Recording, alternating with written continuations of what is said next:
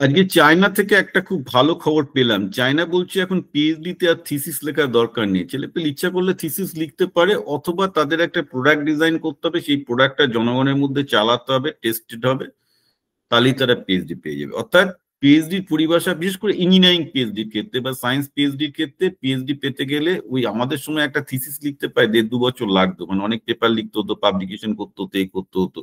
এখনো তাই হয়।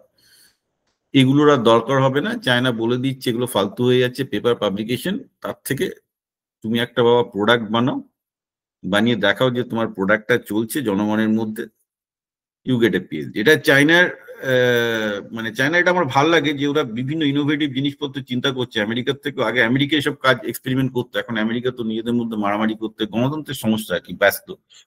বাট চায়না ইজ থিঙ্কিং যে ফালতু এসব পিএইচডি তে এসব পেপার লিখে, থিসিস লিখে কি হবে, তার থেকে বরং একটা ছেলে যদি একটা প্রোডাক্ট ডিজাইন করে রিলিজ করতে পারে, and Chinese government will fund it, তো সেটা ওরা অ্যাকচুয়ালি একটা ডিফেন্স ইউনিভার্সিটির জন্য এটা করছে।